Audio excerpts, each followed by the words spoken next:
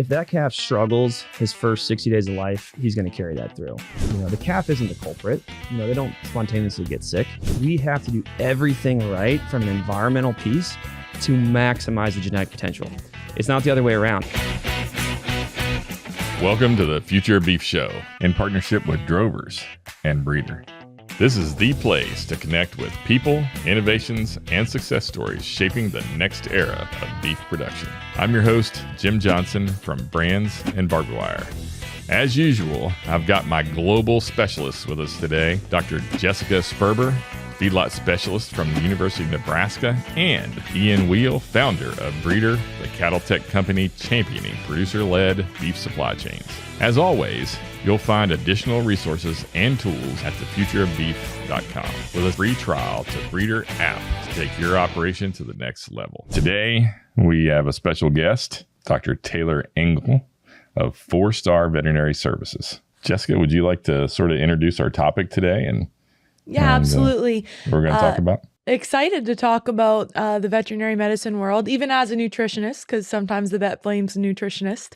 But really looking forward to hearing Taylor's thoughts on, the importance of developing good calf health and calf management on the cow-calf side of things. Because as we set those calves up for success on the cow-calf side, we see that flow all the way through to the feed yard side of things and morbidity and mortality. And Taylor has a little bit more of a specialization into the beef on dairy side of things, which I know many of our producers in this country have a lot of interest in right now, and many feed yards have those beef on dairy in their operations. So look forward to hearing Taylor's thoughts on overall veterinary medicine across the beef production chain. Well, Taylor, welcome to the show. And yeah, thank you. Sure. Glad to have you. And we'd like to maybe hear a little bit about your background and a little bit about 4-Star Veterinary Services. Yeah. Thank you. I've been with 4-Star for 7 years. I'm one of the veterinarians there and also one of the owners at one of the clinics. So I've been there for 7 years. But my journey to vet medicine was a little bit not straight. I grew up in South Florida, so I grew up on the beach. About mile and a half from the beach, and my grandparents had cow-calf herd in West Virginia, and so every summer I spent going up with my grandparents and working on the farm, and that's where my love for cattle came. And at a young age I knew that's all I wanted to do was be a veterinarian. And so I went to college and was going to pursue the veterinary career, but I took a quick detour and I ended up going to graduate school, University of Nebraska for 2 years and got my master's there, and absolutely loved production livestock. And I did a lot of pig work there. And I think that kind of opened up my eyes to a different path for veterinary medicine than the traditional thought that I had, which would have been, mixed animal vet, working with, the individual animal, looking at the individual foot or the cow and the one calf. And at Nebraska, I started seeing production systems, mainly on the swine side, but it really opened up my eyes to what production ag is. And then, of course, as I went through vet school, I was like, this is my focus. I want to be production veterinarian, and went to vet school at Virginia Tech, graduated from there in 2018, and I've been at 4-Star ever since. So. Okay, great. Yeah. Nice. Is University of Nebraska as good as Jess says it is, or not? Or she's a different one? There's no other place like it, that's for sure. No, go Big Red. Did she pay you to say that? No, she's absolutely right. I mean, there is really no other program like that, and the only way you can describe it is it's a feeling. It's not just the facilities or the people. There's passion, and you can't bottle that. So. We've tried to. We got Jess on the podcast. Yeah. Where did, once you went from there and, you went through that production ag side and you saw it in the swine, where'd you go once you joined 4-Star? Because, I mean, they were started sort of on the back of doing integrated ag in swine. Yeah. And, what took you into there? What did you learn there? And how did that go from there to where you are today when it's beef? Yeah. So I came out from graduate school like, hey, I'm focused on integrated medicine. And up to that point, all I had seen was pork production. And going through vet school, I did a lot of internships with larger integrated systems. And it was great because I could, they dump you into the system and, hey, you're going to go out to the sow farm or the finishing farm. And here's, a bunch of tools and go bleed the pigs and cut them open and find all the problems. And as I went through vet school, I started thinking more independently. Like I wanted to be more in control of how I practice medicine and kind of, be the driver of my own ship. And so as a fourth year, I started working with some independent swine consultants, which really expanded my mind even further because, they have the freedom of kind of doing things differently where maybe some of the integrated systems they just don't have that opportunity. And so I worked with several of the different 4-star vets, the founders, as a student, and it was so unique how they kind of built their group. So they started the organization in 2004, and they kind of started building it together because at that time the swine system was integrating. So people were buying each other's businesses out. They were doubling in size. They were rapidly expanding, and so the vets were just driving around past each other, going from this sow farm to this finishing barn. And, it originally started with 4 guys that were like, hey, how do we kind of get our arms around this and let's operate it together and, let's communicate together. So if I'm seeing the pigs, Jim, that you're sending over here, I can communicate and create this dialogue. And since then, other veterinary groups have done the same thing on the swine side. And we've grown to where we have 28 or 29 veterinarians on staff right now. And what's unique, I think, is, at our practice in Ohio, we've got a facility in Ohio and Minnesota. We've expanded not only the swine, but also into poultry. So we do a lot of integrated poultry work with, mainly layers. But we do the same thing with cattle. And we've kind of learned with how the swine model integrated, how do we take, the good and the bad with that and apply it to other industries and then try and help get our arms around that from a veterinary perspective to help increase animal health and production livestock. How different are those different enterprises, poultry, swine, beef cattle? I would say there's a difference in mentality between the 3 of them. The nuts and bolts, they're all the same. I mean, right? The machinery that works, from the feed lines to, the trucking logistics, there's a lot of commonalities between how that's set up. I think realistically, there's a little bit of mentality that's different. I think the swine guys are very diagnostically driven, extremely diagnostically driven. They want to cut the animal open. They want to find the pathogen, not only find the pathogen, find the isolate and the sequence that's specific to that farm, and then, approach it from that way. Poultry, they've rapidly gone through this new cage-free expansion and these different housing styles. So I think their mentality is, they're learning how to raise chickens in a different environment than they've had to in years past. And then when you get in the cattle world, you're dealing with a lot more independence, a lot more old school mentality.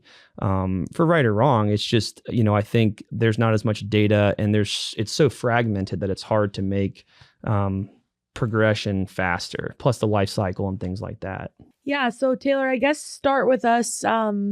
Most critical things for cow-calf producers to understand and realize about the health and status of their calf, whether you want to talk about beef on dairy or a typical beef scenario.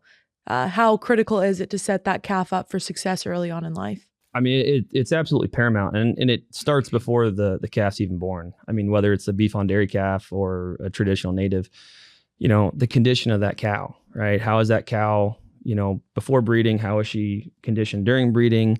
When we talk about colostrum in the beef on dairy space, everyone gets, really fired up, and rightfully so, about colostrum, but, not all colostrum is created equal. So, it's what are we doing to set that cow up to have the best colostrum for that calf, whether it's beef on dairy or native. The right vaccines for the right diseases at the right time matters. So I think really the focus, we end up getting the animals born and then it's like, all right, now we've got them. Now what do we do? It really starts before they're born, in my opinion.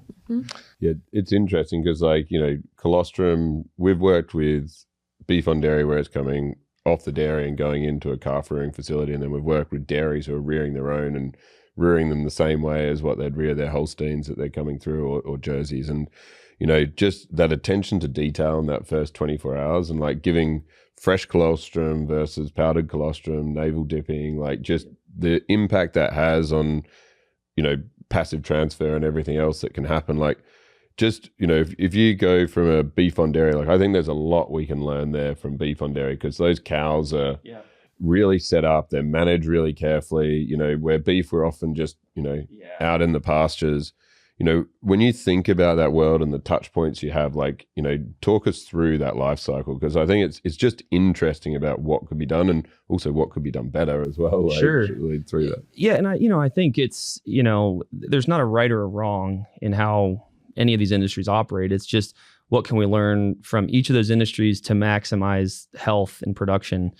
You know, when you think about the beef on dairy space, and I'm glad you used the word touch points, because we talk about that at our practice a lot, is how many times are these animals being touched, right? So from a native background, just traditional cow-calf, calf's typically born, rancher might touch it at branding, might touch it when it's born, maybe a few times prior to those cattle ever leaving to the feeder. They might not even really get vaccinated at some places. So, if they're in a closed system, those cattle will do pretty well, right? As long as they get, what they need when they need, prior to the feedlot, and they're in good body condition, they'll do pretty well. The beef on dairy is a whole nother animal. I mean, those calves have more miles on them than we probably have combined. I mean, from a beef on dairy perspective, we're moving these calves multiple times to get from, the phases of production is just increases, right? In the traditional beef model, it goes from cow-calf to feed yard. Maybe it goes to a backgrounder in some parts of the world, but not always. With the beef on dairy space, they might be born on a dairy, go to a calf ranch and stay there till they're terminal, or they might go to 3 different places, 4 different places, just depending on those phases of production. Can you give us give us some type of example of maybe those movements? How many days here? So born on the dairy operation, how long does it stay there, then moves? I would say on the beef on dairy space, there's probably 2 main pathways those calves go down. One of them is the commercial calf ranch, where, they might start at a large dairy, go to a large scale calf ranch. They're going to be, with 50,000 hutches or, wooden hutches, whatever they may be. And they'll probably stay there. They'll probably be fed, and they'll be in the hutch for maybe 75, 90 days. They'll probably come out of that hutch 90 days. They'll stay in a backgrounding pen till, maybe 120, 150 days before they get moved again. Then you have what we call like the system-based dairy beef models, where they're coming from a dairy, they're going to a depot, and then they're spread across multiple different smaller calf ranches. So, maybe there's a producer that has, 5,000 calves, but they're at, 5, 10, 15 different facilities. Maybe they're 500 calf sites. So in that scenario, do you see the dairy retaining the ownership of that calf through that phase of production? I would say today, I was probably seeing less dairies retaining ownership just based on the price of the calf. I mean, they can just get that calf out and make some quick change. But I think, there's not a right and a wrong, because we work with both those types of operations and we see successes and failures in both of them. So it's really kind of to your point earlier, Ian, it's the details that matter. I mean, how you do anything is how you do everything. So, if you do a good job at something, you're probably going to have, that's going to carry you all the way through everything you do. If you do a bad job, everything you're going to do is probably bad. Well, there's some older data from Lynch in 1997 on native beef calves, but comparing pre-vaccine, so just actually giving 2 vax to a native cow-calf population versus non-vaccine. And when they followed those calves through the feedlot phase of production, the vaccinated calves, the pre-vaxxed calves at the cow-calf gained 16.5% more average daily gain than what the controls that are the non-vaccinated calves. So it keeps up with them all the way through life. Yep. You bring them in healthier, they leave better. And I think too, again, whether it's a beef on dairy or traditional beef calf, cow-calf ranch, if that calf struggles his first 60 days of life, he's going to carry that through, or she's going to carry that through. So setting the calf up right away for success is paramount to the lifetime health of that animal. I mean, we talk about genetics, and I have a background in genetics, and genetics is fantastic. I mean, there's a lot of really good genetics in the beef industry that we can utilize. However, if you put that calf in an environment to fail, genetics does not play a factor. Yeah, we talk a lot about that within breeder, and the supply chains we work on is like genetic potential, and so much is about hitting genetic potential. But it's interesting what you said about just even having the cow in the right condition. Like we had John Schroeder on here from DAR, and he was talking specifically about, you know, the '07 crop, I think, of cows where they had a bad last trimester because it was super cold and it didn't do well. And those calves out of those heifers that were born then are still bad. Yeah. You know, they're still not performing like 10 years later. And he's like, it's just amazing to see that data coming through. But from a health perspective, you know, if we think firstly traditional cow calf, and then it'd be great to, I know Jess could contribute on this one as well, but, you know, what do you see as best practice there on that side? And then I think it'd be great to get into beef on dairy because I think there's so many other factors that play into that. But like, you know, within traditional cow calf, what do you see as like that best practice and to get the best animal to the feed yard, to get the best animal that can marble for the consumer and go from there? I mean, really, I think, so the best practice is you got to kind of figure out what the goal is, right? If you've got 100 cows and you've got, you know, 90 calves or whatever you get that year, you know, and they're going direct to the feed yard, you know, having that conversation with the end user is important to say, like, what's going to happen when I transfer ownership of these cattle, right? Are they going to come in here and they're going to go on a silage? Are they going to go on a TMR? Are they going to go on a pen? What does that look like? So if you can see it from start to finish, then you can start prepping those calves, you know, throughout their lifetime. So, you know, in a traditional cow calf, I mean, veterinarians, we all talk about vaccines, and certainly that's important, right? I mean, there's a place for that, but trying to understand, like, okay, are they going to be going into a facility where they're going to be eating out of a bunk? Well, let's make sure that, you know, as we grow these calves and we wean these calves and we set them up, that we start getting them ready to be bunk broke. We start getting them to understand where the water is from, right? I mean, I think what's interesting for us is we work with a lot of farmer feeders, and you see multiple different feeding styles, multiple water styles, right? So, you know, if they're going to a feed yard that Jess is going to take care of, but they came out of my facility and, you know, they were on a steer stuffer, that's really challenging because those calves they're not going to go to the bunk. They're not going to look at the bunk because they've never seen a bunk. Same thing with water systems. If they're used to drinking out of a creek and now they've got to go to a place where they're drinking out of a stock tank or a Ritchie water. Yeah, it's interesting because, like, you know, we've done a lot of work with you guys and it's been great to help with the health especially on the beef on dairy side. But what I love about what you guys have always talked about is, like, it's, you know, environment first. And, you know, for a vet group to be saying it's environment first and not just telling us buy some vaccines, but, you know, how do you think about that? Like when you go in and consult with people and you're talking about what you just did then, but like, what's the focus from an environment thing before you even start thinking about drugs? Oh, I mean, you know, I think too, one thing that our group, it's allowed us to think that way is we all have a swine background.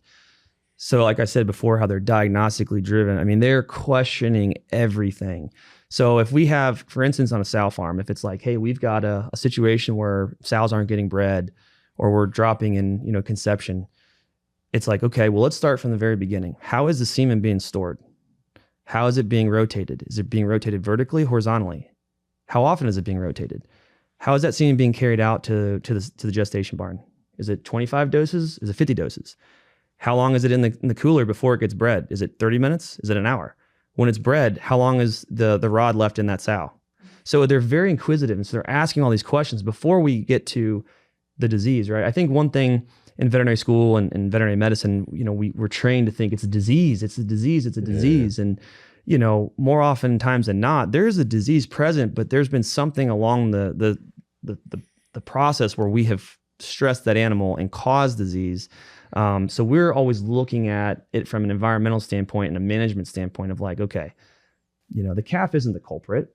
What's going on? Why did that calf break with respiratory disease? You know, they don't spontaneously get sick. Something happened. Was it a weather? Was it a feed event? You know, was it a stressful event? Things like that. Well, and it's, you know, we were talking about it earlier, Jess, with like just the psychology of managing stress rather than treating disease. 100%. You know, like if you can change people to start saying, like on the ranch or in the calf nursery, like we're here to manage stress, not treat. Right? And you know, it's a hard thing, whether you're a nutritionist or a vet, to have that hard conversation with that producer and be upfront with them and say, a lot of times it's something we've done. You know, sows and pigs and chickens, they don't just always combust and get sick. A lot of times there's management practices that have, you know, been, you know, messed up along the way, and the result, what we're seeing is a disease. Yeah, what we did or what we didn't do sometimes too. Right? Correct. Yeah, the majority of time spent for many consulting veterinarians, but also consulting nutritionists, is looking at management of the operation. And it's not that you have an issue with necessarily with the feeds that you're feeding. It's an issue with the management of those feeds, or an issue with the management of when they're fed, or the way that the cattle are stocked in the pen, or whatever it is. It's always comes down to a management thing. And it's a mentality thing too, right? And it's a lot of times you have to kind of meet the producer where they're at and then slowly work them up to where you want to get them. Because, I think, especially in the beef industry, a lot of the mentality is, well, we've never done it this way. Or I'll tell you, I'm not going to do that. Where I think, in the poultry industry and the pig industry, they're like, well, if it increases my production, I'll do it.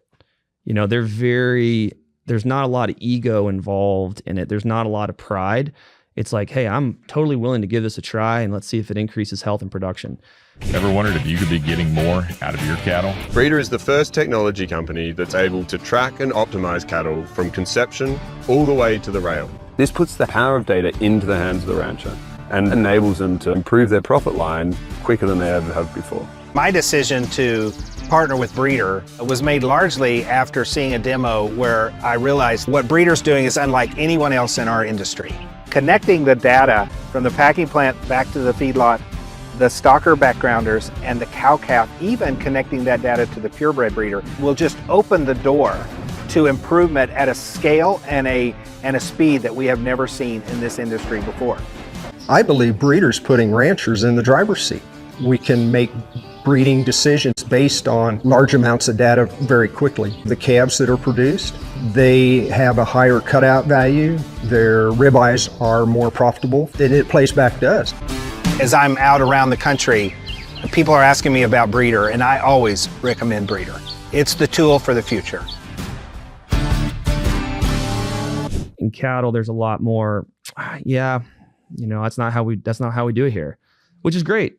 But, I always tell producers, like, well, if you want A effort or A result, you got to give A effort. You can't have a C+ effort and expect A results. And that's a hard conversation to have with producers.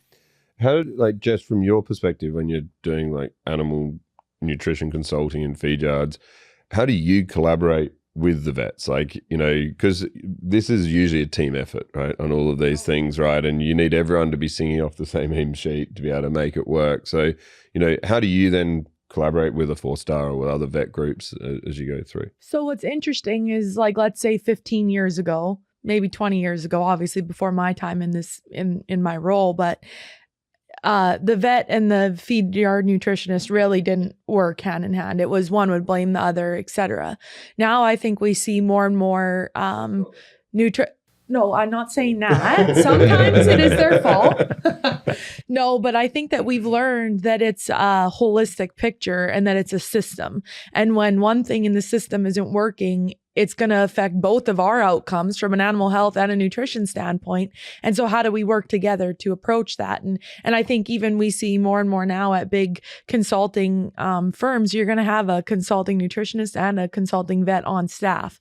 And in those scenarios, they work together to try and produce the best outcome. And I will mention too, right? Like we talk about end points on cattle and the carcass points that matter the most. And a lot we hinge on marbling, quality grade of those cattle in the US. But when we talk about marbling starts in utero. So just like Taylor was just saying, the management of that cow is as critical as what we do in the feed yard the last 100 days on feed. And so that marbling is built up all the way through that calf's life, and how they're managed as a calf is how they're going to marble at the end of life. Yeah. And that's really interesting you say that, like, just complete aside, but we did this research project with a supply chain, beef on dairy supply chain in the UK, where they were giving high sugar early starter ration to get marbling up and pre-program this calf. And then when you saw it hit the packer, you're actually getting much finer marbling, but higher quality marbling that came through from that early life programming. And it was like super interesting. I've never seen a study like that over here, but was something they did commercially in the UK. And it was really interesting how early life matters. There is some data from here. Creep feeding is obviously what we used to utilize high energy creep feeds as our kind of model now that would really be a normal day in the life of a beef on dairy calf, managed calf, right? So early weaning, 63 days of weaning. This is like University of Illinois data, I think from 2003. And early weaning on those calves at 63 days of age compared to traditional creep feeding in like the 100 days something range of days of age. But those calves they had more marbling when they were earlier weaned because they get onto a higher grain diet earlier. And if they're managed properly, those calves will have the most success on the rail in terms of marbling. Quite a large marbling score difference between the ones that are early weaned and on grain earlier, but it's how you manage getting them on early grain diets while still and maintaining all the way through the feeding period. Especially when you think about genetics, right? We think about, okay, hey, this bull, this dam, these are the genetics, they got marbling, or, these are the characteristics we want. And we see a lot of that in the beef and dairy space where it's like, all right, we got this genetics part, right? But when you really think about the phenotype, whatever that is you're looking to accomplish, if it's marbling, if it's, a growth characteristic, it's really that genetics of that animal plus the environment that you put it in. And how we've always looked at it is we have to do everything right from an environmental piece to maximize the genetic potential. It's not the other way around. It's not, hey, there's a maximized potential. It's like, guys, there's a potential, and everything that we don't do right, we're just trimming that off. And I think to Jess's point earlier with, how veterinarians and nutritionists work, it's super critical to have that relationship. I would say most of what I do is look at calves 400 pounds and below. So when they get to the feed yard, I can say, hey, yeah, there's a respiratory challenge here. But when you think about a cow or a steer, they're ruminants. So they're so different than other industries that don't have a rumen. The nutrition is such an important piece of the health of that animal.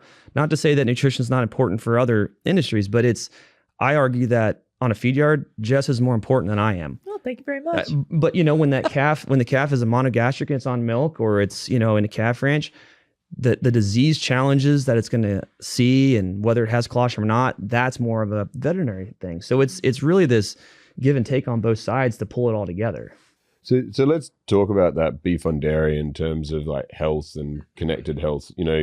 We talked a bit earlier about colostrum and, navel dipping and setting up the cow, but like once you get it into a calf nursery and you're starting to go from that 0 to 90 days and like 90 to, 200 days sort of thing, maybe 180, depending on where you're doing it.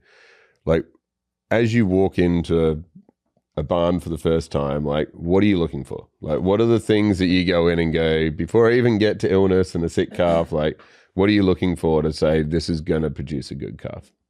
I mean, it starts with the driveway. So as you drive onto that farm, you kind of already know what the calves are going to look like if they're in a barn or if they're a large commercial calf ranch. I mean, if there's junk hanging around and there's bags of milk that aren't rolled up and stuff's piled up, you kind of already have an idea of what you're getting into. You walk into a facility where everything's dry, the buckets are clean, everything's, been cleansed, everything's put together. You can see that they're prepared. They know what they're doing.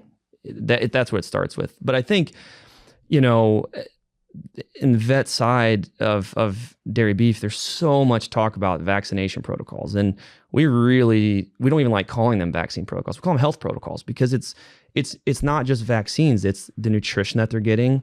It's, do they need to have their navel dipped? Do they need to have that checked? It's a very encompassing program. It's not just, hey, they got these vaccines at these days, and so when we look at the health of those animals, the first 2 weeks of that calf's life, we're always telling producers, just keep them alive. Make sure they're not getting dehydrated. Make sure they get enough calories. Make sure they don't have a fever. But I think at times producers are so quick to needle them because it's like, oh my gosh, they're not doing right. It's like, well, did you take their temperature? Did you put your hands on the calf and did you feel it? Did you do an exam on this animal? Because sometimes they'll have a navel infection or they'll have some obvious problem, but it's like, well, we treated it with an antibiotic or we gave it a vaccine. It's like, well, it's dehydrated. So is there water in its bucket? Is there water in their bucket? Is the bucket clean?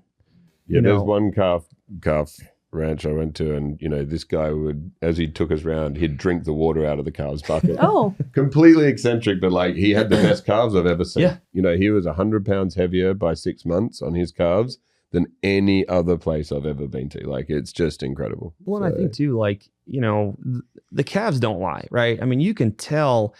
You walk into a calf barn or a calf ranch. I mean, if they see the truck pull in, I mean, they should be up and yelling and jumping and bawling. So if that's not the case, there's something going on. I mean, the calves don't hide anything.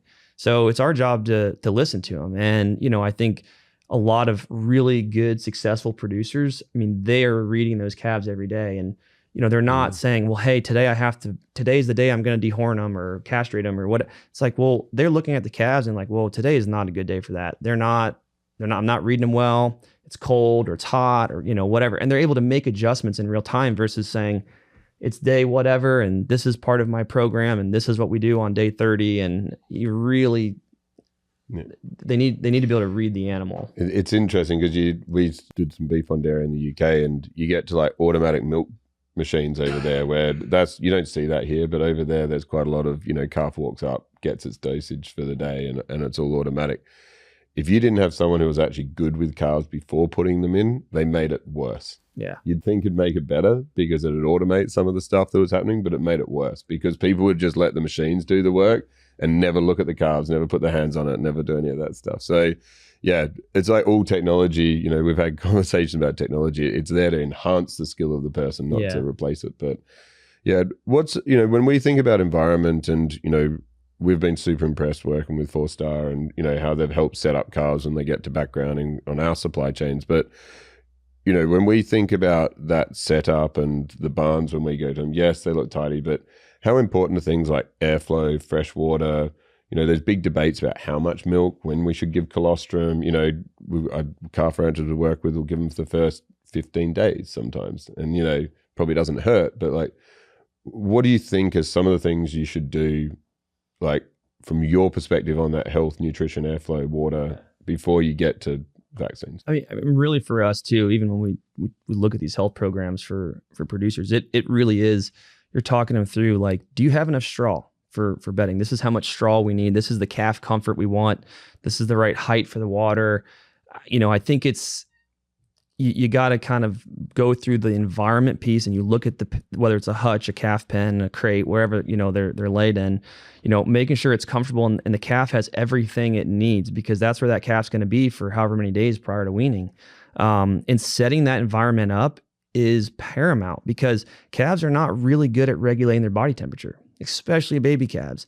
Too hot, too cold, they're going to bounce back both ways. And so really making sure that the airflow is adequate. We want good airflow, but not too much airflow. We don't want the airflow on the calves. We want it to just be fresh air in, fresh air out.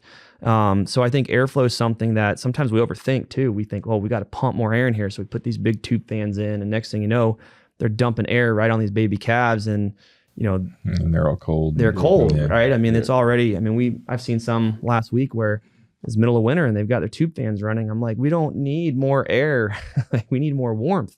But they're very quick to jump to, well, maybe we need a vaccine. It's like, no. We need to warm these calves up. Let's get a calf blanket on them, or let's give him a ringer. Let's warm his body temperature up, or give him some warm electrolytes, because really the basics are what kill the calves. It's the dehydration, it's the fevers that they get, and it's, not enough calories. So focusing on that piece, breaking that down, and really emphasizing the importance of, if a calf, you have to have a thermometer on your farm. And if you call me and we're going to talk about calves, the first question I'm going to ask you is, what's its temperature? And if you don't have that, you're going to go back in the barn or in the ranch, and you're going to take temperature and call me back, because, we're not going to skip that. We're not going to mass treat just because you're too lazy to go, well, he looks like he has a temperature. Well, how severe? That matters, right? If it was your child and had a little bit of a fever, it had a really big fever, is the decision of, do we go to the hospital or not? So we kind of really emphasize in the first 2 weeks of life that environment piece, and really, I wouldn't say we push off the vaccine discussion, but it's like we have to overcompensate with the environment. The calories piece is important as well. Yeah. Like on the milk powder, how much you give them and all that. Like we've seen people like restricting that when actually they need that in the first 2 to 3 weeks. So, well, and even too, if you think about it systematically, we're asking these calves to do what they're not designed to do. Feed a powdered milk, feed them twice a day. If it was a beef calf, he would be drinking all day long. He would have mom to clean him up. He would have mom to move him around. So we really put them in an environment that we have to decide, whether or not they succeed or fail. I enjoy your point on environmental impacts, right? Looking at the environment and the management strategies that can change. Taylor, let's talk a little bit about vaccine and antibiotic use and judicious use of those products, what that looks like for you and the veterinary world as a whole. It's a hot topic right now. It's a very hot topic. It is. And I think it goes back to what we were talking about before. It starts with the veterinarians identifying what the problems are, because veterinarians sell vaccines and they sell antibiotics. So, they're conditioned, whether they want to admit it or not, I think they're conditioned to, recommend what, enhances their business, right? I'm not saying anyone's doing that, maliciously, but subconsciously, it's, let's just go ahead and, metaphylaxisly treat them. And it's like, well, what are we treating here? One of the things I think as the generic market has come out with, other products, the producers are overwhelmed now. There's multiple drugs of the same drug. And so you've got multiple people saying different things, and it might even be the same recommendation, but 2 different branded products. And it just confuses the producer. And so what do? They either do nothing or they do everything, right? So if they talk to 3 veterinarians and, they're saying do this, this, and this, they might do all 3 recommendations. And there might be all the 3 same antibiotics. Yeah, absolutely. Yeah. And I think too, antibiotics are a tool. They're very much a tool that helps, and so are vaccines. But we have other products that are also tools, right? Electrolytes is probably the tool we use the most. I mean, when you think about disease, guys, it's the disease causes symptoms, right? And the calf typically dies from the symptoms. It's, if they have a respiratory disease or salmonellosis or something, it's the fever, it's the pain, it's all those things. So it's not just killing the bacteria, because you can wipe that out. But if the calf still is dehydrated, or he still has a fever, or he still has some symptom along the way, that's what actually causes the mortality. So it's really identifying, what do we have to treat first? What is the bug? That's why I think our practice, we try to, emphasize to our veterinarians, let's be a little bit more diagnostically driven. Let's try and identify, is this a viral break? Is this a bacterial break? Is it both? And how we handle that. And I think it goes back to the veterinarians on making sure that they are making the most judicious recommendations. And because, when we utilize those products early on, those antibiotics early on in that calf's life, we are seeing a little bit of a change in the effectiveness of those antibiotics once those cattle get to the feed yard. Absolutely. And obviously the most expensive animal to die is the one that you feed until the end.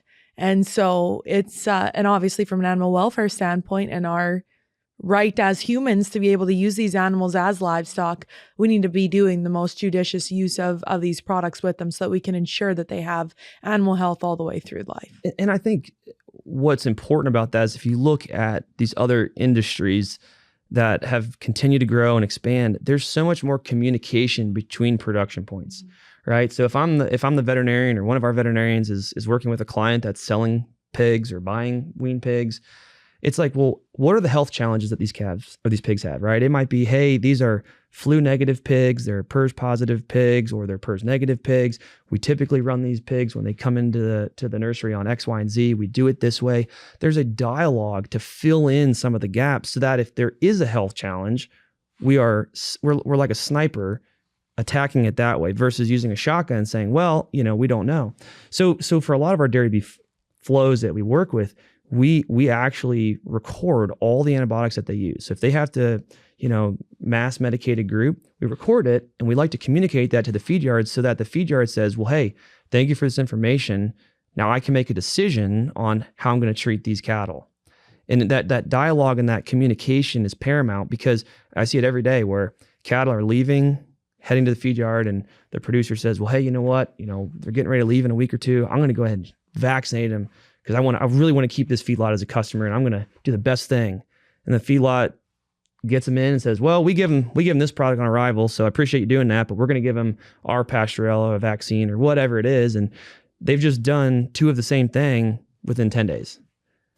So it's that communication piece and I think that's where it's like there is a lot to learn. Like, I think in the beef industry, we've often had a fear of that communication. Well, maybe that feed yard won't buy from me because I gave antibiotics to one of these calves, and so they're not going to want that calf. Yeah. And it's that fear that you got to get people over. But I mean, what we've seen is the opposite. Yeah. When we've been building these connected beef supply chains through breeder, it's like people get that data. They appreciate the openness. They appreciate it. And actually those calves, because of that communication, have gone on to perform better on average overall.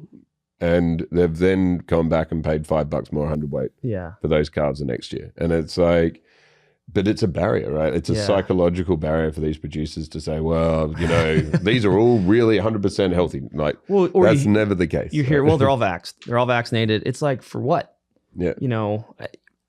For us, I mean, everything. We're trying to be leaders in the dairy beef space with creating that dialogue and the connectiveness between those two. Because, Jess, if we were sending cattle to a feed yard you work with, how nice would it be to say, here's a complete health protocol. Here's what these calves are. They were on, milk for 60 days. They each had, 65 pounds of milk. They transitioned onto a calf starter. It was 20%. They just came off an 18% texturized pellet. We've got them bunk broke, but they've never seen, a TMR ration. How can we help you work on that? Mm-hmm. Hey, by the way, what's your receiving program? If you guys give a 5-way and Clostridial on arrival, would you prefer us to do it, or you want to do it at the feed yard? Well, hey, we got, this is what we do. Oh, no problem. That communication is what creates the trust, because, I think getting past that and the openness to saying, hey, this is a little bit what we do. Cattlemen have always been like, well, this is my secret. I don't want anyone to know, because they might have the swine guys were forced, and the poultry guys, they're forced to work together because of the disease challenges, like high path avian influenza. They're all in it together. PRRS, they're all in it together, right? So if you have an outbreak at your farm, we better be communicating, because my farm's going to get it. In the beef business, every decision counts. Drovers delivers the expert analysis, market updates, and real-world reporting that cattle producers rely on to make smart, profitable decisions. From market updates to policy shifts and animal health, Drovers delivers expert reporting and real-world analysis that helps producers stay ahead. With a mission to help beef producers become more profitable, every story is built around what matters most to the cattle industry. Get informed. Get Drovers. Cattle guys are a lot more secretive and a lot more, I don't want to say deceptive, but they don't want to share what their successes are, because they're afraid their neighbor might have the upper hand on them. Once you get past it, I think it benefits everybody. Yeah, I appreciate that comment about the communication. And I think in some of our previous episodes, we've really highlighted that if you can have communication all the way through the beef value chain, you're way better off. Because for us, receiving calves into the feed yard, knowing what the history on those calves is everything. And right now, in a lot of scenarios, especially, you give your what you need to your order buyer. The order buyer goes and sits in an auction barn and buys you from 9 different geographical regions. And it's, and then you bring them all in around the same day, over 2 days of receiving 2,000 head. And you're like, okay, so we kind of have to treat most of them the same as either high risk or moderate risk. Very seldom do you get a tag an animal as low risk unless they were ranch direct, right? Yeah. You're bringing them. And even in that scenario, some ranch direct are high risk calves. Yeah. But if you can have that communication piece, it allows you to individually manage those animals different. Well, and also you're tagging them on high risk or low risk on such broad brush assumptions. Yeah. You're putting every one of those ranchers that came from that area in the same bucket. Yep. Because you have to. Because you have to. But if you're a good rancher and you're doing all of these things and you're having that communication, like, it's the counter. Those calves are being discounted as high risk calves when actually they're probably very low risk calves, and you're losing your opportunity to market those cattle in a better way. I will say it's a really exciting time to be in the beef industry right now, because I think that the operations that realize the value of communication across sectors are the ones that are seeing great success. And I mean, obviously Nebraska is a large cattle feeding center, right? We have 5.5 million cattle on feed in that state. And those cattle come from everywhere in the United States. And I was on a few operations earlier this week, and a lot of them are feeding Virginia cattle. And some of those operations knew the Virginia cattle they were feeding, loved them, did not assign them as high-risk cattle. Those cattle do well in their yard, and they're direct source from there. Then there's others that were order bought out of Virginia, a little bit more risk associated with those cattle because they don't know the background. So even the way that we manage the same geographical cattle, because you know the history or you don't know the history on them. And there's just a lot of opportunity to change the way that you manage through the feed yard sector, through the end of life on those animals, to get the highest quality product on the rail. And I think that's the big thing is if you can get the information, it gives you the opportunity to change your management strategy. And I think in the traditional model, there's not a lot of connectivity. So it's just, well, they're kind of all high risk. And so why are we going to treat this pen differently than this pen or this side of the feed yard differently than that? Yeah. And, why would we pay more for those cattle if they're all high risk, So if you're producing good cattle, and look, we see it from a beef on dairy perspective, well and truly, where if you know how they've been managed, we know what the health's been, and you know the transitions that you've got to get once before or after they get on the feed yard, from a morbidity, mortality perspective, as it hits that feed yard, it's half. Yeah. Of what it would be otherwise. And that's, morbidity and mortality is only a lead indicator to poor growth. Yeah. So, you think of what it then does for growth and performance, like it's unbelievable. Yeah. So there was one thing you said earlier that, I think our listeners, if they haven't heard about it or haven't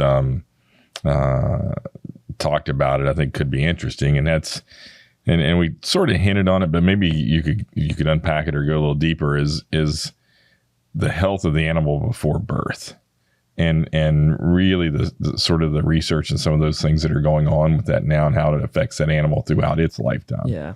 I think those are interesting things that I think people are just now starting to sort of understand and reflect on in their own operations. Yeah, I mean, and it's there's the animal, the cow side of it, like making sure she's in the right frame, the right state of mind for calving. And then there's the environmental piece where it's like, well, where are they actually going to birth? Is it a clean environment? A lot of dairies, not to pick on the dairy guys, but I've been on a lot of dairies, and I'm not a dairy vet at all, but I see a lot of the calves, and they're not always born in the best environment. So the cow could be perfectly managed, she could be a rock star, but if that calf is born in a very wet, muddy environment and the navel is going to be all wet, those are things like that where it's like, well, how does this calf ever overcome that? And it's the same thing for the cow-calf side. If it's born out and it's freezing cold or it's a wet day and you can't get that calf dried, there's compounding effects because his next 10 days are going to be really challenging. If his first 10 days are really challenging, his next 30 days are going to be more challenging. And then it just continues to compound on itself. If you don't get him started out right away on the right track, it's almost like they never catch up. Yeah. And some of the best dairies I know, they're saying, and rather than, they say the most important time of the cow's life is not when they're milking the most. It's just when they're getting into that first trimester or just you're programming. Mm-hmm. Like that's like, and then the drying off period. And like quite often you go to some dairies and when they're dry cattle and not milking, they get the worst treatment. But actually like, for a lot of these dairies, that's like the top dairies, that's the most important time. Well, especially with the market today, where baby calves are. I mean, yeah, that helps too. Yeah, I mean, if you're getting $700-800 or more, it helps. You want to make sure you're feeding her right because I mean that's a big profit center for them. Yeah. And mineral status of the cow is critical. No, I think that's right. Absolutely. I remember at a young age, I developed some bulls and sent them on to be developed in the feeding phase, and they got sick, and I was like, man, I did all my vaccinations, did everything right, and they were like, how's your mineral program, how's your nutrition, and really that's what it was. And we went back and evaluated that it hadn't been what it needed to be, and so it's really fascinating. All those things kind of interact. Well, right? and that's where you bring it together, where the veterinarian and the nutritionist have to be hand in hand. And I think too, if you can put your ego aside for a minute and say, hey, Jess, this is out of my league here. I'm not a mineral expert on this. Can you help me dial this in and, point me in the right direction? Putting your ego aside is a lot. You can do more for your clients and your customers if you're not trying to say, I have all the answers, because nobody has all the answers. They don't. It's just, there's too much to understand and learn. Yeah, so one of the coolest things I think I've heard so far, we've got a new name for Taylor, Dr. Taylor Engle, Sniper Veterinarian. Sniper Veterinarian. I like it. I like it. Let's talk about the biggest benefits that you see of the beef on dairy calf into the feed yard sector, and the opportunity that you have. That you have all the way through, knowing all of the steps of that calf's life all the way through production. Yeah, I think that's probably why I've chosen to kind of focus my career in that part of the industry, is because there's so much opportunity to enhance and improve production. Because, you know, in the traditional cow-calf model, there's a lot of gaps that are just hard to fill in.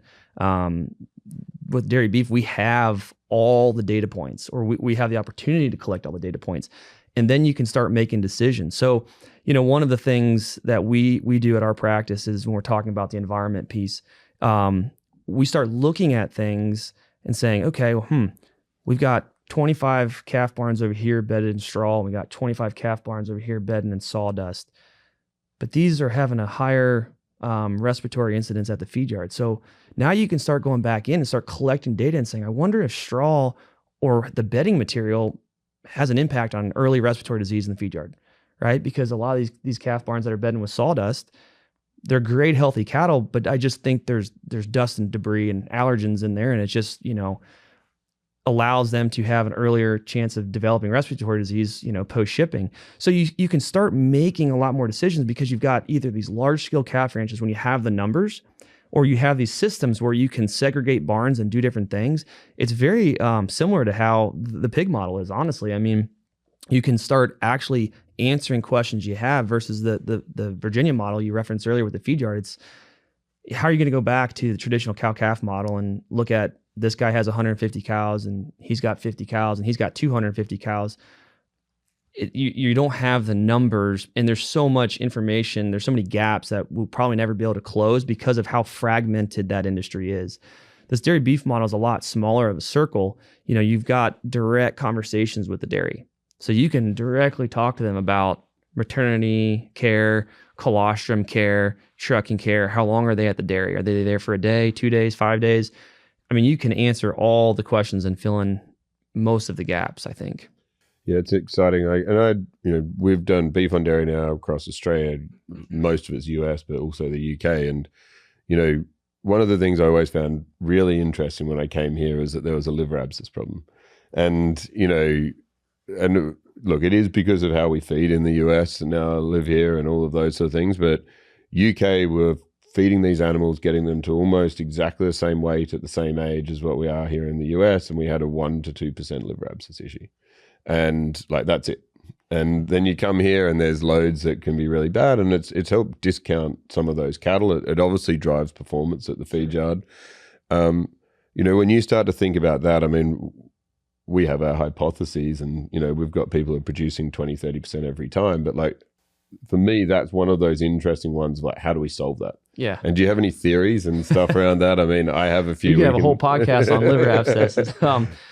No, but I mean, that is a hot topic. I mean, it certainly is. And it's created a lot of deductions in the industry and on the packing side. And sometimes it's probably rightfully so. But I think it's also kind of given us this cop out to say, well, they're different.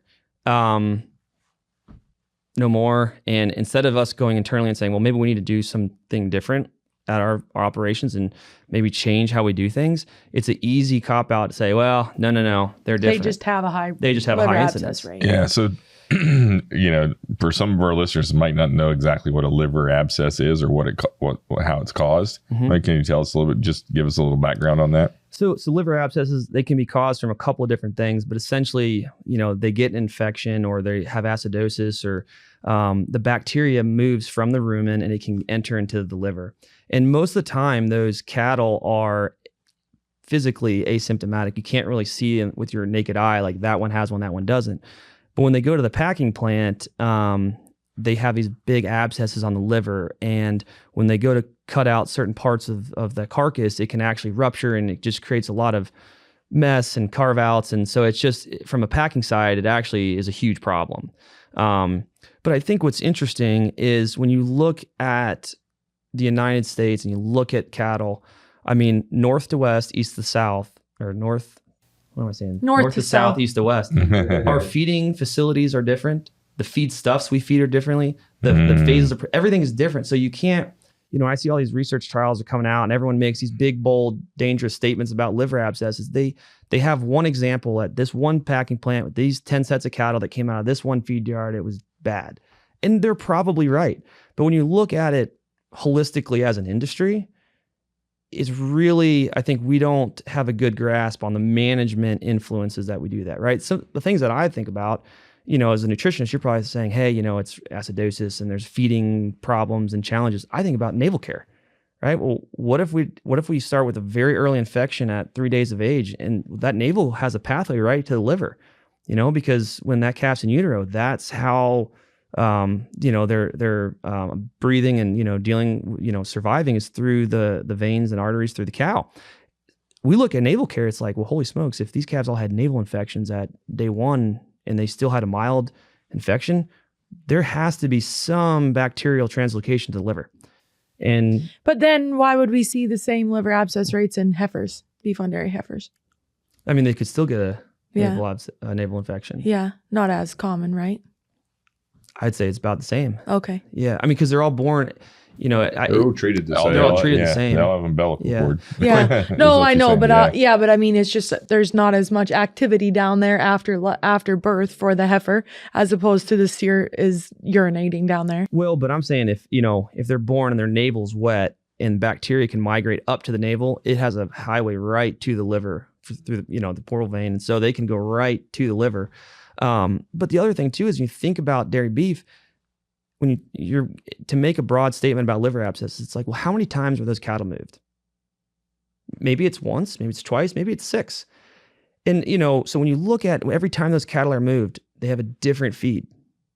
They have to readjust to a completely different feeding style. They have a different vaccine program. So I think a lot of these liver abscesses could be from a couple things, from naval health at day one to touch points, how many times the cattle are moved, how many feed changes they have, to what is the feed. I mean, that's a big part of it. But just for clarification, we're talking about beef on dairy. We see more of a issues in the beef on dairy calves than we do the native or beef So calves, right? You can see it in beef too, but beef on dairy right. certainly. Okay, so But for there's a actual higher incidence data in beef on stats dairy. on this, Is there? yes, Okay. the typical liver abscess rate for native fed beef cattle in the U.S. sits around 30%. With the use of Tylen in the feedlot diet, we see that drop to around 15 to 17%. On the beef on dairy population, even with Tylen in the diet, tylosin phosphate for control of liver abscess, you see a liver abscess rate around 50% in those cattle. And then on traditional straight bred Holsteins, that number increases as well. So beef on dairy is an intermediate in that regard between what you would see in a true straight bred Holstein on feed in terms of liver abscess. But the other thing to remember about liver abscess is often guys will get caught in the train of, well, it's an issue at the packer right now and the packer can deal with the loss in trim, blah, blah, blah. But I mean, when you're selling in the beef, you're losing that loss in trim, but also it's not that liver abscess is only forming at the end of life. We only see on the gut table at the plant the liver abscess at that current time in its life. When you look at a liver, if they have little white stars on them, that's a scar from a liver abscess healing in that animal. So we don't actually know without doing very large serial slaughter data sets, harvesting those animal at 30, 40, 50 days of age all the way through, especially on beef on dairy calves, to know when those liver abscesses occurred. There's many institutions in the US right now working on that data to try and identify when liver abscess started. But I mean, for the most part, every time that animal has a liver abscess, that's an area of the liver that is not allowing them to be metabolically efficient. So you would expect that feed efficiency within the feed yard and overall growth performance does reduce. So it's not just a packer issue, it's an issue for us on the feed yard side. But these liver abscesses don't just start on day one in the feedlot. It's an early on in life thing. And there's large data sets that show that there's liver abscesses from cows that have been on grass their whole life. So it's a multifactorial outcome. We just see it more on grain-fed cattle. It's hard to target it to one specific, hey, it starts at this day. And We've seen opposite data sets where it's like calves going through the same calf nursery in different feed yards, different rates of liver abscess. Then we've seen the opposite where different calf nurseries going into the same feed yard, different rates of liver abscess. So it can start, and look, maybe it's the navel. I think we've got a project on our hands after this. We're going to have to do some work. I think it can start multiple times. I think it's when does it get exacerbated? And you think about the Holsteins in the dairy beef, they're on feed for a lot longer than the traditional native cattle. I mean, so how much of that plays into it's very hard to make big, broad, bold statements because there's not, one feed yard to one feed yard. The cattle could come in at different weights. They could have been fed different things in their life. So it's very hard to make a very standard statement to say it happens at this time, it's caused by this, because we don't have the parameters in place. Multifactorial. Yeah. Is there a genetic component? Oh, I'm sure. Yeah, I'm sure people are. We've got 2% liver abscess in the UK. We're using American Angus genetics now. So I mean, that's anecdotal, right? But it doesn't feel like that's everyone's going to have their. It depends on what side of the. If I'm a nutritionist or I'm a geneticist or I'm a vet, it's like, well, what side of the table can I push that? Exactly. There's genetics, or it's probably feed, or it's probably calf health, and in reality, it's all of it playing together. Sure. I mean, but there is there are animals that don't get them. Yeah. Right. And they're treated exactly the same as the ones that do. Yeah. Why, why are they different? So there has I knew I was opening a can of worms when I asked about liver abscess. No, but I just didn't know, where does that data come from? It's a 1 to 2% from the packers we're working in the UK. Okay. Yeah. And directly, we're doing integrated dairy beef supply chains over there. And, when I first moved here, I went back to the packers we're working with in the UK and went, it's an issue over here. Like, have you just not been telling us it's an issue for you in the UK? And they're like, no, it's just not an issue. And I would tell you too. Different rations, completely different rations. Yeah. Silage-based ration with wheat, barley, no corn. So that's a good point, because we did do a silage study at the University of Nebraska where looking at liver abscess, so it was either 45% on a dry matter basis silage inclusion or 15% silage inclusion, which would be typical of a U.S. diet. And on the 45% silage based diet, those cattle did have significantly reduced liver abscess rates, but even more than and no different from Thailand in the diet with that 45% silage. So really and we know that higher roughage diets improve liver abscess issues. And that's what I'd say. Like it's that trend. Corn stalks bad, silage good, alfalfa in the middle somewhere okay. But it's like, that's what we've seen. And then it's like building up that gut development early on, getting it onto a silage roughage based diet early on, so you get gut development. And what we've seen actually with especially the Angus jerseys is like slowing them down is a good thing, and it's not a bad thing to slow, which is completely counter to the way we've fed cattle. For like days on feed has been like a major KPI. With some of these, we're saying extend it 20, 30 days. Like do that, and it actually has a bigger impact on your return, performance, cost, everything. I totally agree with that. I mean, we've got a lot of clients and systems that we consult for where they own the calf from day old and they kill it themselves. So they own it all the way through the feeding phase. And they might have 25 to 75,000 head on feed.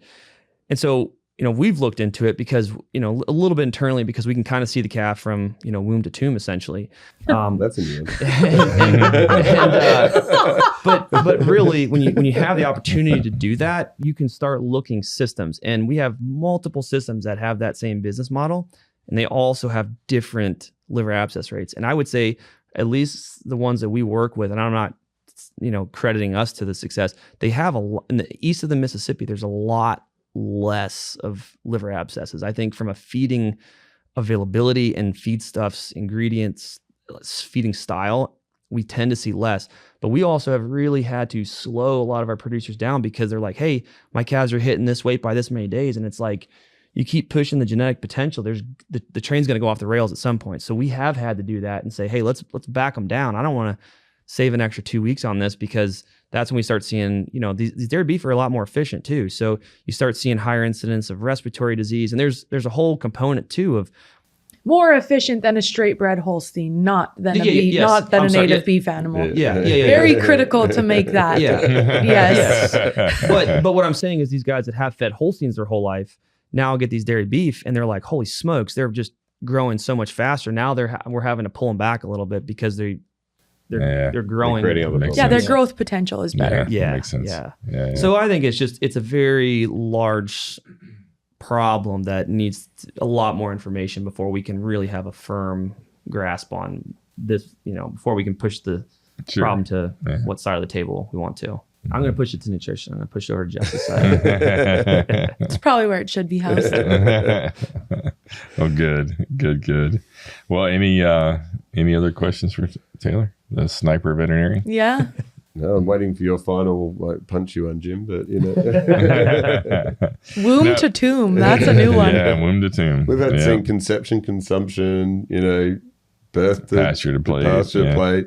Yeah. Yeah. Womb to tomb. Yeah. I'd like to see some of those cattle tombs. So if you were, sort of our listeners, and to give them sort of one takeaway, of production and from a veterinarian standpoint, what would that be? I guess the one thing I would want people to look at is, it's not the animal that's usually causing the problems. It's usually producer management, oversight, things like that. And, I think too, as a lot of, farms have gotten bigger and bigger and bigger, the skill gap as we go higher and higher actually closes, right? So it's everybody who has 10,000 head of cattle on feed or more probably knows a lot about feeding cattle, but it's what are you going to do that the next feed yard isn't going to do that's going to give you the competitive advantage. And I think a lot of that's looking internally at your management strategies and your consulting team. It's a team effort to get to where you want to be and kind of setting those goals. And just looking internally at, hey, what do I need to do better to be where I want to be in the next 5 to 10 years? Well, thanks for joining us on the Future of Beef show. We appreciate you. Yeah, thank you guys for having me. Yeah, it was great. Thank you. Appreciate it. Stay tuned. It's time for Ian, Jess, and I to go behind the beef. So that was a fun episode. Yeah, Taylor's fun. Yeah. Now, what'd you guys think? Look, I think I always love listening to people that bring expertise from different sectors. And, it's super interesting of what they've done as a practice, and Taylor himself on sort of the pork and chicken side, and just the way they approach stuff over there versus how we do on beef, and how we can learn from other people, right? And so, even the way Taylor was talking about how he dissects a problem in terms of going back, and it's not about treatment, but going all the way back to, maybe it was conception, maybe it was through utero, I just think those sort of things are really interesting. And, I think there's stuff for us to learn about, because I do think sometimes we're too quick to treat a calf. And, and maybe it's right to treat them, but that doesn't necessarily solve the problem for the next calf. So how do we go back and say, well, that was correct to treat, but why did we end up here? What was it? And, I've been a firm believer the more and more cattle we've fed that this is I think I made the point during the podcast about stress and how you deal about stress. And if you focus on stress and not protocols and treatment and all of that sort of stuff, you get a lot further. And yeah, it was great to hear some of that expertise. Well, I think, what's interesting for me is we all sort of, especially if you grew up in the cow-calf space or whatever, you have your image of your veterinarian that comes to your operation, right? And Taylor gives a much broader, look at what a veterinarian that lifestyle systems is. view that he was talking about. And even, we hear the term consulting veterinarian, right? Yeah. And I mean, it's really what it is. It's you're consulting on the holistic part of the animal, not just, consulting on what vaccine to give, right? It's really it's more of an encompassing deal. I think it's so critical, all of his points on management and how management on an operation can improve overall productivity of that operation. And like Ian mentioned, I think as an industry, especially with the generics now, we are becoming too quick to treat, and we need to look at overall management. Taylor mentioned, did you temp the calf? Because if you didn't temp it, we're not gonna assign a treatment protocol just yet. And yes, we are all here as stewards of those cattle or of those livestock that we have in our operations, but we also need to be stewards of the judicious use of antibiotics and making sure that our management is in place properly, and that, and if it's, and for producers to not take offense when you get consultant help into your operation, whether that be a nutritionist or a veterinarian or anybody else, a third party of any other type, and they make a comment on your management. Don't take offense to that, because honestly, in the long run, it's gonna be beneficial for you on an economic standpoint and from a productivity standpoint. And then you might be able to get away with less antibiotic use if you change up this one management strategy. Taylor also mentioned about the height of the waterers, and I've been going down this rabbit hole for a while now on water use in the feed yard, and I get pictures sent to me all the time from veterinarians and nutritionists on calves that are entering the feed yard too young, too short in stature. They can't actually reach the water, or they can't reach the bottom of the feed bunk. And these are just quick management things that you can look at, have your bunk caller look at it, and make the decision, okay, this is an appropriate pen for these calves or it's not. And if your yard or your operation's not built for that size of cattle, then you need to be selecting cattle that are maybe a little bit different and buying them in. The best buy at the auction barn isn't always the best buy for your operation.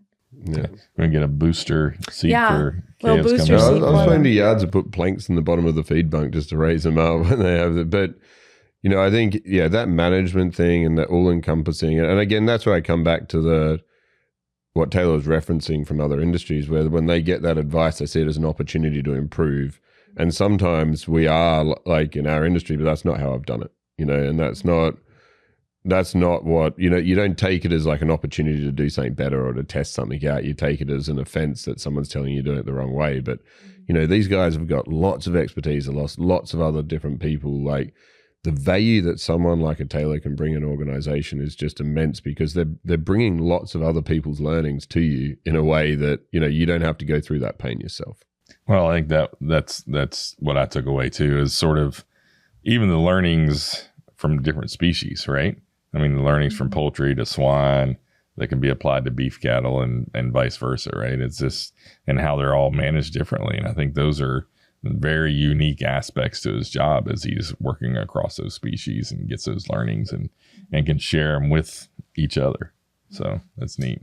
He touched on the importance of communication across the sector, and I think that we've talked about that throughout all of our episodes. Is communication is key, but also for any maybe veterinary students or up and coming veterinarians in the field, don't be afraid to reach out to mentors and other nutritionists or other individuals in the field, because it might be something that you've never seen before, but that they might have dealt with 50 times over. And so be a little bit humble coming right into the industry, and even when you've been in the industry for a while, because you don't know what other people know in terms of management strategies that can help your clientele in a large way. Well, that's the beauty of doing this podcast. The amount of people we're learning from who are doing some of this stuff, it's incredible. But, as you say, like we've talked about connected beef, this is just connected nutrition and connected health and all of those sort of things. Like, it all fits together to provide a better animal at the end of the day, because, this animal doesn't know it's been owned by 4 different people as it goes through its life, right?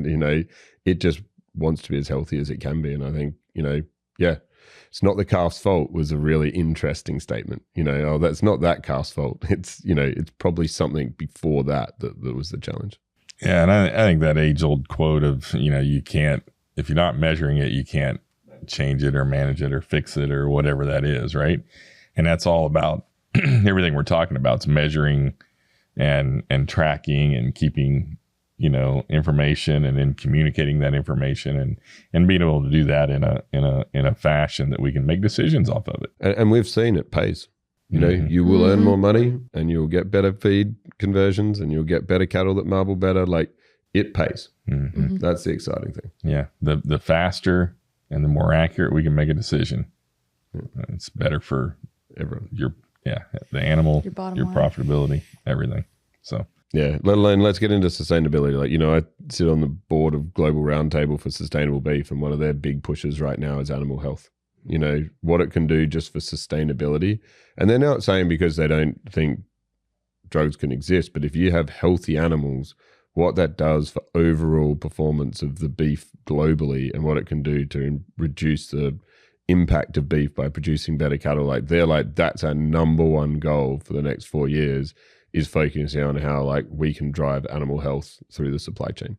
And it's and that's the sustainability side. So, this all comes into whether it's profit, animal performance, or sustainability. That's a big, big side. Yeah. And it's not to say we haven't, right? I mean, up to this point, with all the programs and everything we've had over the years, I mean, cattle today are healthier than they've ever been. It's just how can we continue to improve, on that, because that's our goal. Well, and you look at beef demand, there is demand for 40 to 50% more beef in the next 10 to 20 years. There's no more land. We need to keep getting better. So no, it's a fun episode. Yeah. Taylor's fun. it's good. Yeah, The sniper veterinarian. Yeah, sniper veterinarian. It's And his then, new name. we could have a whole podcast on liver abscess. Maybe that's another. Thanks for tuning in to today's episode of the Future of Beef Show. Don't forget to check us out at thefutureofbeef.com with a free trial to Breeder app to take your operation to the next level. If you're enjoying the show, be sure to subscribe, share it with your friends, and leave us a review. We'd love to hear your feedback. Until next time, keep your boots on the ground and keep your eyes on the future.